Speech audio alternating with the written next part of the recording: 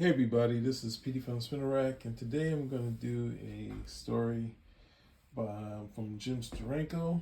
He is from Agents of S.H.I.E.L.D. fame. There's this book on his work historically.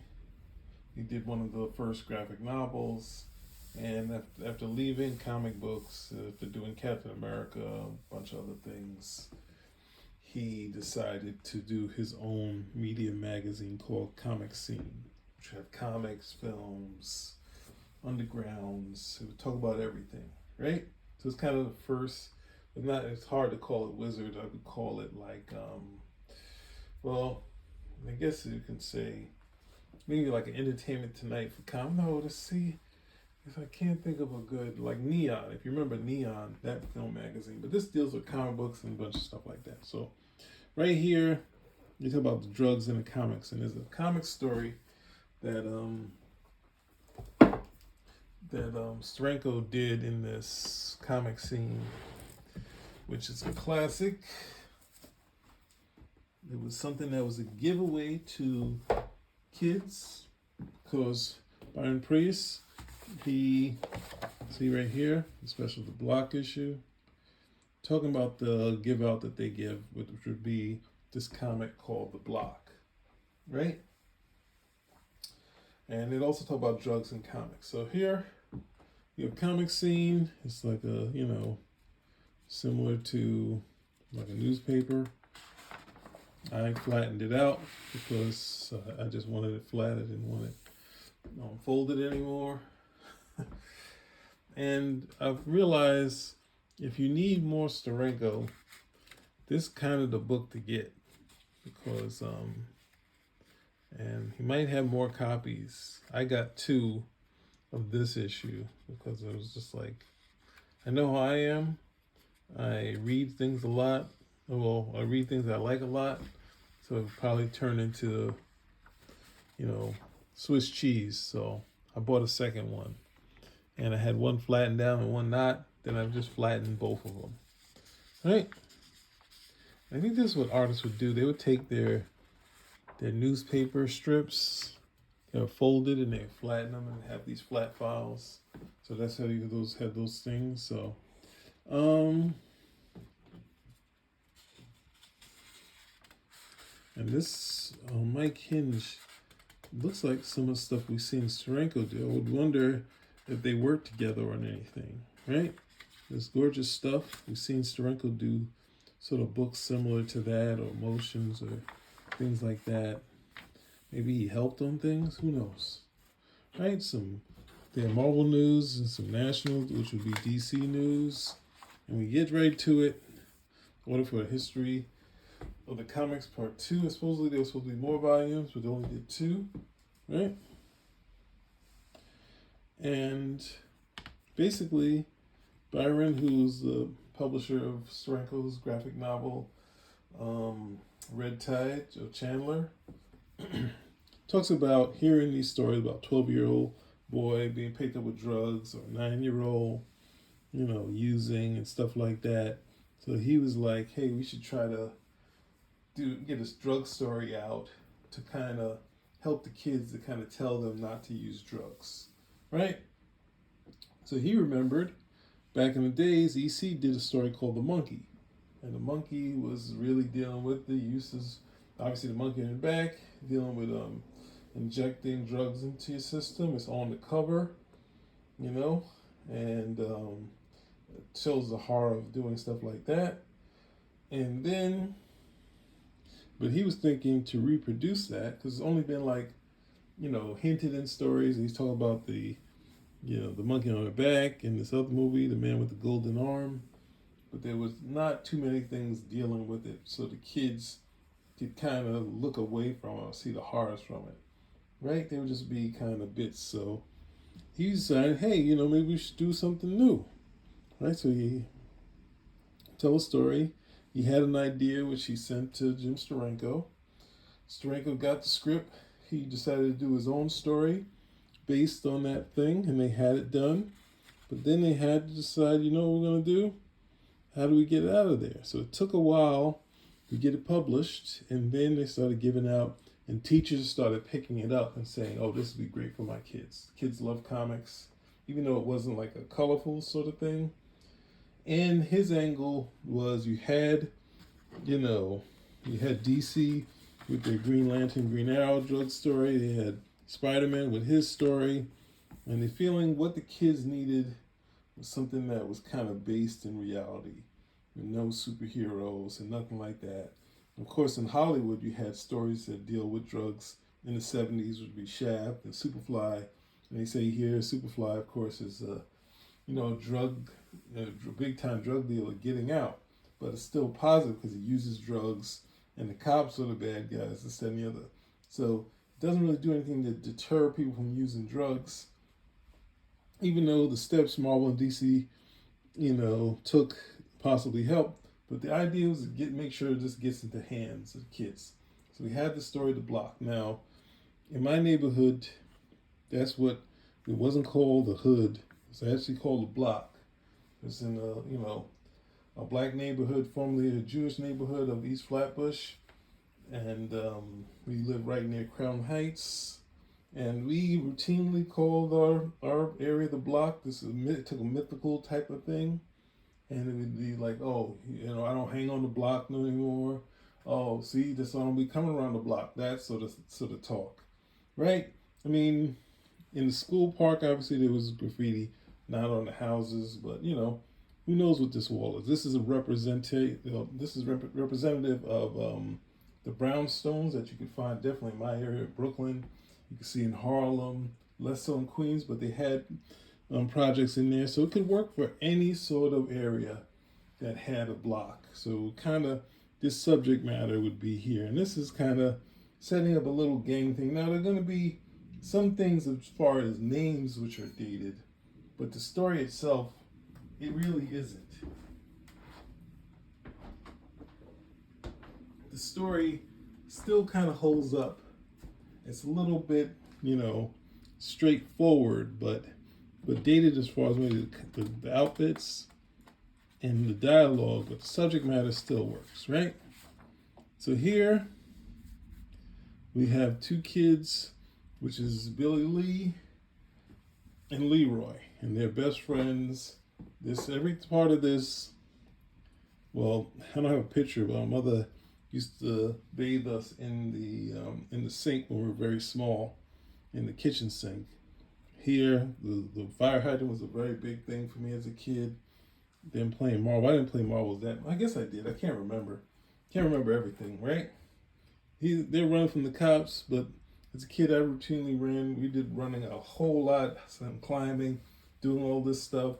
The clothesline, I grew up with the clothesline. If that feels dated, everyone's building would have clotheslines across from it, from the first floor to the third.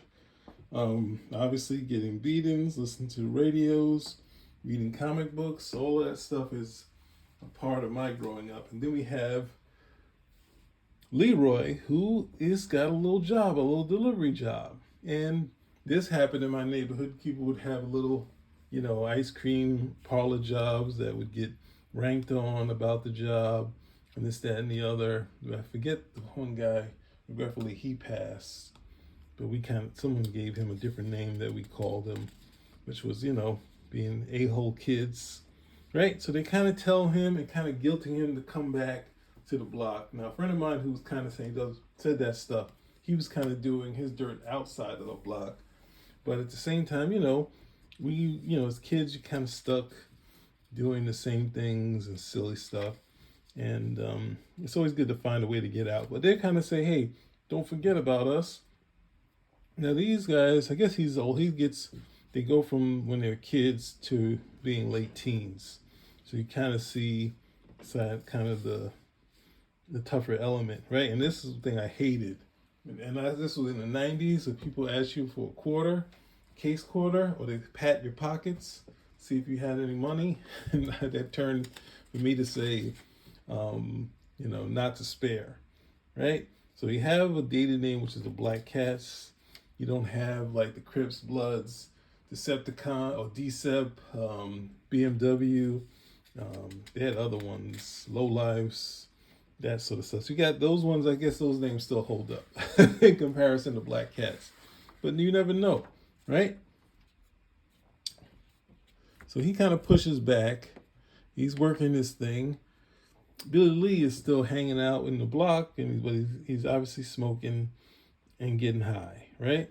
So here we have Billy Lee and Leroy under the above ground train, which could be Chicago. Brooklyn and Queens had above ground trains. I think Queens still has some. Brooklyn obviously has some too. But they took down some of them, like the whole E line used to be above ground. Now they just have the LIRR, which is above ground, of course. Right? I think it was Jamaica Ave used to have above ground train.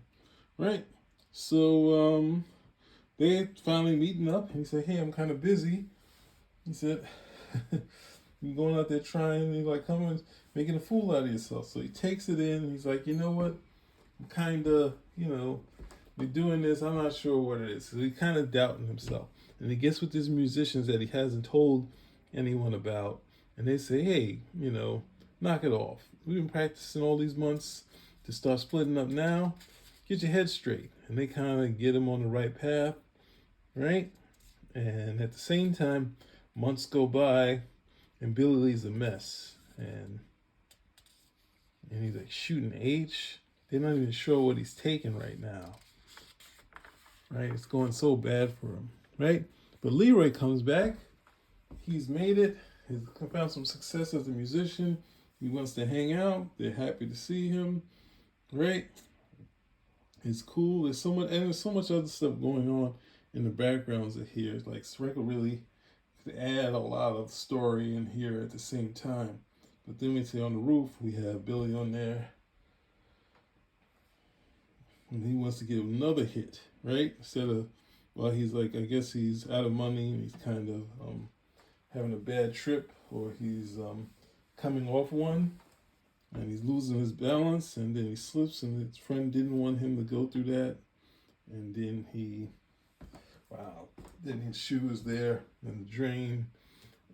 Then it looks like there's water there, even though there's no rain, but it adds to the effect without showing blood.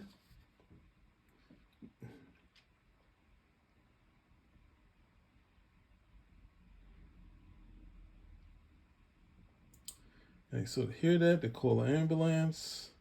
And people see Billy Lee's already dead. Right, his mother sees him, and from the start, he's the prettiest baby, pretty baby born on the block. They kind of take, and the cops, show's over. Billy Lee, he's celebrating with these, but then when he hears, at some point he cries. And then for others whom it's not yet too late, others who still have time, others who live on the block, right? We got this nice story by Steranko. It's not obviously not nice, but it's a well-told story. It has its dated points, but it still has its poignant areas, right? Telephone calling, that sort of thing. So it's dated sort of areas and stuff like that, but I think the story still works. We'll just finish paging through this, right? And that's it. There we go. I don't know what else to kind of say with this, but there you have it. One of the more powerful stories that we're giving out to the kids and the teachers. Kind of was something they felt was a help for the time. So, at the same time, when I was growing up in the 80s, it kind of, there was still a negative thing towards drugs. Like you had, rap artists was kind of on the edge, and they were saying no to drugs before, I think they were saying, they're saying it before Nancy Reagan, but I don't know, I guess I have to time it out. But there was a lot of anti-drug songs.